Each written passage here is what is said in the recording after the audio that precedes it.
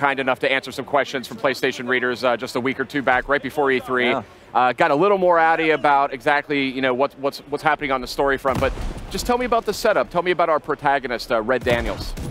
Well, you know, Red is like, you know, hundreds of thousands of guys back then enlisted in the war, and you know, wanted to make a difference, having no idea what was going on. Right, and the first tour of duty is on Normandy and D-Day, and that was a big thing for a lot of people. So you're experiencing a squadron that is in the or a platoon that is in the 1st Division that goes across. It starts in Normandy, goes all the way across France, Belgium, and into Germany. It's and some of the biggest battles of World War II, from Battle of the Bulge to Hürtgen Forest and the liberation of Paris. Now, I know you guys are focusing on that European front for the campaign, but I think I caught a hint that maybe it might expand a bit on the multiplayer side. So what are you at liberty to say at this point in time? Well, we showed a lot in the trailer. You're catching part of it here. This is the Ardennes Forest, which extends from Belgium to Germany. We will take you around Europe to the border of Russia, to the tip of Africa in Gibraltar. Cool. So, excellent. Unique locations to multiplayer, as well as some of the most iconic ones from the campaign. And of course, in the war mode, we have custom-built maps for that mode as well. Yeah, let's talk about that war mode, because this is something I've been real curious about. Yeah, yeah, war is exciting for us. I mean, multiplayer in Call of Duty, we love it. We have the most fun ever with it. But it's largely a lone wolf experience, right? You're fighting on a team, but you're really fighting as a lone wolf. And 3 years ago, we really wanted to bring to life this concept of real teamwork. Yeah. And World War II was about that. It was about your squad. And so war is that experience. It's funneling true Axis and Allied collision of forces into these very strategic examples. You're seeing right here, they're trying to capture the manor. Well, the Axis team, the Germans, are trying to defend it. So we've built custom maps that allow you to move through these series of asymmetrical objectives as you fight to take hollow ground. That's cool, and this is great footage. I actually hadn't seen this yet, but just it's so interesting, like the firepower that was used back then. I mean, it's so brutal in some ways compared to the sleek, futuristic kind of weaponry we see nowadays. So I'm kind of curious, like these weapons have a lot of character in their own way. And how do you maybe adjust like how you design the game or how you design the multiplayer experience around that? Around the different weapons? Well, I mean, it's, you're jumping there, but with all the iconic weapons that we have in World War II, it's funny because when we first started, we didn't think there were going to be as many as we found, right? We were a little worried about the variety, but now the variety and the amount of weapon power, and like you said, some of them are really brute force weapons. Yeah. You can find the weapon that you really want to play with, that's for sure, with this game. Yeah, I mean, the signatures back then were really meaningful.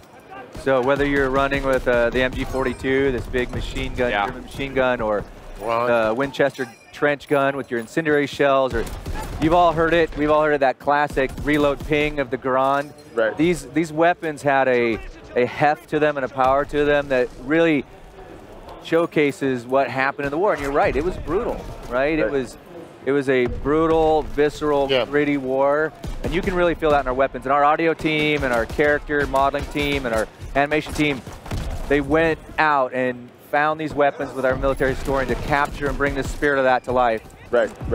Well, I gotta go ahead and do this. I'm a big fan of the weapons and mastering them and whatnot. And one mode that I really like to use these in is zombies. I know me and you were talking about zombies. I love zombies. Could you tell us what to expect on that Tell zombies us something, front? please. Yeah, something. Well, yes, we are making zombies. There we go. No, this zombies is taking a different turn. Okay. I think every studio wants to put their own signature on it, and we just go by our default, which is very realistic, very gritty. Yeah. We talked about Dead Space before.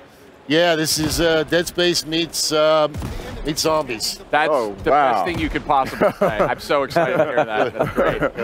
Because I mean, I love all the Call of Duty games, but zombies is kind of what keeps me coming back. I'm not quite up to par on the skill front in multiplayer, but co-op with zombies, I can really do some damage. So zombies were introduced in the World War II setting. Yes. Call of Duty. So it's a deep, rich story to zombies. Spent a long time on the story. We've been working on zombies as long as any other mode. Wow, so, that's great. That's great. So it's got sort of equal placement for you guys. Very rich, yes. That's There's great. a really passionate team back home right now, excited for their chance to show off, and we know that we've got more announcements coming on zombies, but yeah, it's definitely a Sledgehammer Games take on the original Nazi zombies and where we can go from there. That's great. I think it's so important. You know, we have 3 different really top-tier studios that work on Call of Duty these days, and it's awesome that you guys have that sort of freedom to really put your studio's signature stamp on it. You know, they come to us every time we're working on a game, and Activision is just so about having a passionate team. What do you want to work on? What do you want to make? Because they know passion fuels everything. It's not just sort of checkbox guys in suits and ties sitting around typing at computers. I mean, I've been to the studio. I was there just a couple weeks ago. People are crunching away, but I mean, the mood is really positive. People are really excited. So yeah, no, thank you for that. It is very true. To echo what Glenn said, Sledgehammer Games has its culture and development methodologies and creative processes that are unique to us, and Activision supports that, and that allows us really to have a team that you saw, which really they dig in to deliver something they're proud of, because 3 years is a long time to commit your life to anything, right? It is. And now to bring it here and to be able to share it with the world, with fans, I mean, I'm coming out of my skin with excitement. One other thing for you, I know we have a beta, multiplayer beta. It's coming up. It'll be first on PS4. That's right. Put my plug in there. Tell me a little bit about that beta. Like, what's the deal with that? I have to tell you, fan feedback is what we live for. And it starts here, and it continues in the beta. So you'll see some really cool things that we brought to the show floor and we have right here in your booth, and new things that we'll bring to the beta in August, first on PlayStation. Headquarters, divisions, war, new maps, new modes. There's going to be a lot. Sounds like a beefy beta. I know. It's going to be a beefy beta. Yeah, it is. And then I also want to check in. I was watching the trailer earlier on PlayStation's YouTube channel in 4K, and I know you guys are planning PS4 Pro support. I know last year's Call of Duty looked incredible on the Pro. You know, what's the story? You're going to be in 4K on PS4 Pro? Yeah, I mean, that's what we're planning on, but I don't know how much we're talking about. But it's going to be a bigger experience on Pro. Yeah, absolutely. I mean, this generation consoles allows us to do more than we've ever been able to do before with HDR and 4K, and we're excited. We're excited to have a great partnership with you guys. Awesome. Guys,